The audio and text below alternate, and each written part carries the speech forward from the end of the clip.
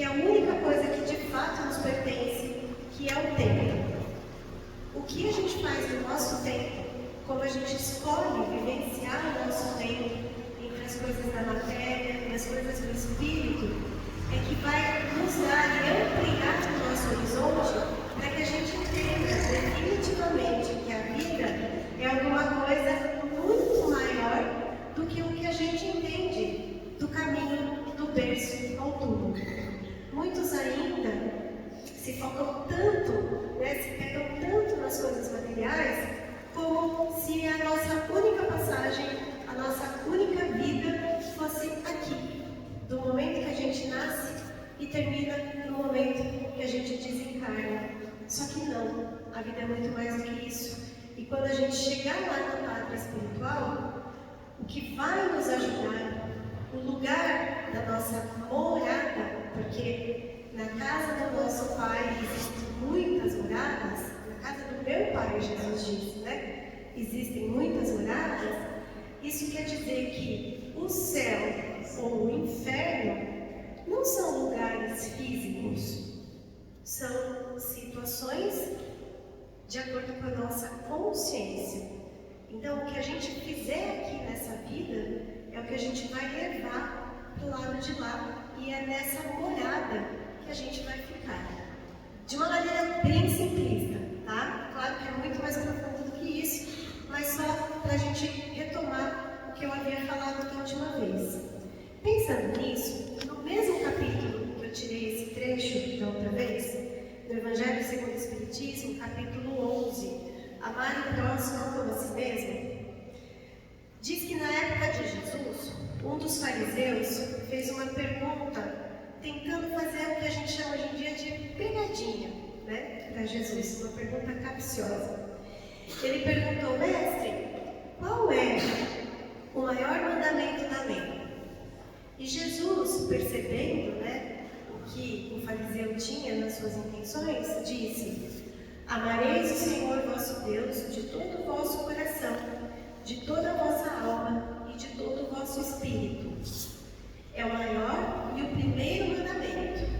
Só que Jesus emendou: e eis o segundo, que é semelhante ao primeiro: amareis vosso próximo como a vós mesmos. Isso aqui a gente encontra no Evangelho de São Mateus. Um pouco para frente, em outra ocasião, Jesus disse assim, abre aspas: fazei aos homens tudo o que quereis que eles vos façam, porque esta é a lei e os profetas. Tratai todos os homens da mesma forma que quereríeis que eles vos tratassem. Fecha aspas. A gente encontra no Evangelho de São Lucas. Então, a maior máxima de Jesus, na minha opinião, é essa: fazer ao próximo aquilo que você gostaria de receber. Isso é tão simples e tão complexo que vai desde um simples bom dia até situações mais importantes da nossa vida. Vocês já pararam para reparar que tem gente que nem olha na nossa cara? Você passa num lugar, a pessoa entra, a pessoa sai, a pessoa nem olha na sua cara. Aí eu penso, eu já fiquei várias vezes no palco. Oi, Não. Aí eu penso, será que se eu ignorasse aquela pessoa, ela ia ficar feliz? Do jeito que ela está me ignorando? Um simples bom dia. Pensem nisso de uma maneira macro. Joga a pedra no lago e veja as ondas se expandindo. Olha como isso tem grandes consequências na nossa vida. E aí, quando Jesus estava pregando para os seus discípulos, pensando nessa história de fazer para o outro aquilo que você quer receber, ele veio com essa história. Ele disse que para os seus discípulos que o reino dos céus é comparado a um rei que quis tomar conta dos seus servos. Um belo dia, ele chamou um dos seus servos, esse rei chamou um dos seus servos que lhe devia uma quantia em dinheiro, 10 talentos, que é a moeda lá da época, e ele cobrou o servo. E o rei disse: se você não tem, então você, sua esposa, seus filhos, venda tudo que você tem e pague o que você me deve. E esse servo se ajoelhou diante do rei, pediu misericórdia, pediu paciência, que ele, assim que pudesse, restituiria o rei na totalidade. Naquele momento, o rei foi tocado por uma compaixão tamanha que isentou o servo da dívida. Vai, tá tudo certo, tá tudo bem. E esse camarada saiu, começou a caminhar e encontrou um companheiro servo também, que também devia para ele. Adivinha o que aconteceu? Acho que nem vocês contavam da história, né? Ele foi lá, pegou a pessoa pela garganta e falou: paga o que você me deve 100 dinheiros. Achei tão interessante no Evangelho, dinheiros, né? A forma como eles colocam. E o companheiro fez igualzinho ele fez para o rei. Se jogou nos pés. Meu amigo, tenha paciência, tenha misericórdia, espera um pouco. Assim que possível, eu vou te restituir na totalidade.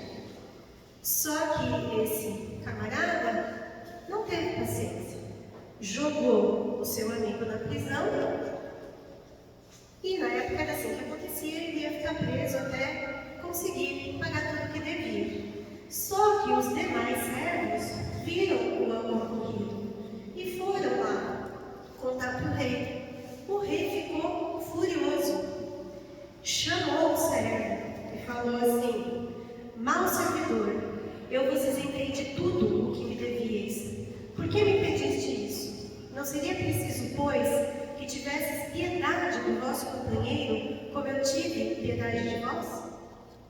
E o Senhor, encolerizado então, entregou esse mau servidor nas mãos dos carrascos e determinou que ali ele ficasse até pagar tudo que devia. Então, Jesus finalizou, abre aspas: é assim que meu Pai que está no céu vos tratará, se cada um não perdoar no fundo do coração ao seu irmão as faltas que lhe tiverem cometido. Fecha aspas. Esse é o maior mandamento. Amai uns aos outros, ou amar o próximo como a si mesmo, não significa morrer de amores por uma pessoa que a gente mal conhece. Claro que isso é difícil e não é assim que funciona. Quando a gente fala de amor-sentimento, amor conjugal, amor fraternal, amor entre amigos, amor-sentimento, requer um envolvimento. Agora, quando a gente fala de amor na acepção da palavra que Jesus veio nos ensinar, amar os outros como a nós mesmos significa tão somente e apenas ter a capacidade de perdoar. Mas daí você pode falar assim: mas eu estou usando o exemplo de dar um bom dia na rua, é um exemplo didático, tá, gente? Não é? Pensem nisso numa coisa macro. Cada um de nós sabe onde o calo aperta, como diz o ditado, né? Então, de repente, você pode falar para mim: mas eu jamais faria isso. Como é que eu vou perdoar? Mas eu jamais teria essa atitude. Ok, mas provavelmente você tem outra atitude que o seu irmão não aprova. Ou alguém aqui é perfeito? Eu não sou. Ninguém é. Só o Pai é. Então, meus irmãos, amar o próximo, não fazer ao outro aquilo que a gente não gostaria de receber, é pura e simplesmente respeitar, entender, perdoar. Aquele que agiu de má fé, talvez fosse o máximo que ele conseguisse fazer nesse momento. E a gente não precisa querer colocar a justiça com as nossas próprias mãos. O mundo dá voltas. As pessoas precisam passar por certas situações para poder ir aprendendo. Porque senão, nós somos os injustos clamando por justiça. E também praticar o Evangelho. Se eu parto do princípio que eu não sou perfeita, eu erro, concorda? E se eu erro, é minha função procurar me melhorar para entender o outro. Não significa virar capacho dos outros, deixar passar por cima, não. Mas tão só e simplesmente pensar. Alguém me insultou. Aí eu vou insultar de volta. Se eu conseguir, numa fração de segundos, dominar o leão que está em mim, é difícil.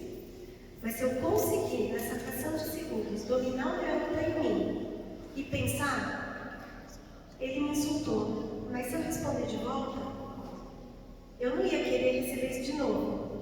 Então eu paro. Percebe como é difícil? É muito difícil.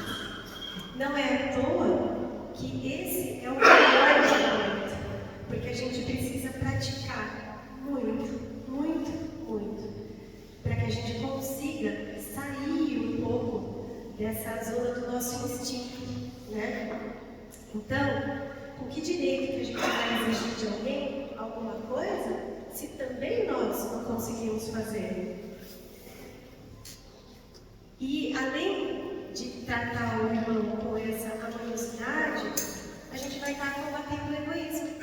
Porque vocês percebem que quando a gente se sente injustiçado, ou feliz, ou para baixo, a gente quer que aquele que nos ofendeu, que nos deixou triste, que nos decepcionou, também fique assim. Se eu estou mal, eu também tenho que ficar mal.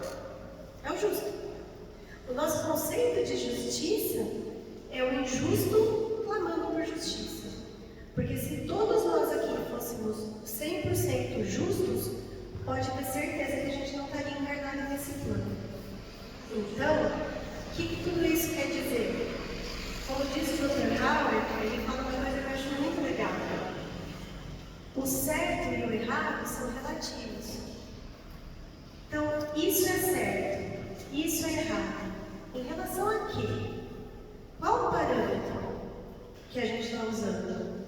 Né? E se a gente conseguir, então, pensar, sufocar o instinto, e a cada ação que a gente for fazer na nossa vida, a gente refletir, o que eu vou fazer agora, o que eu vou falar agora, eu gostaria de receber?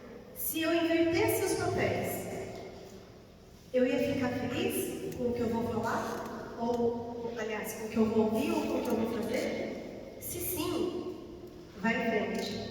Se não, repense. Por mais difícil que seja, a escolha ainda está nas nossas mãos.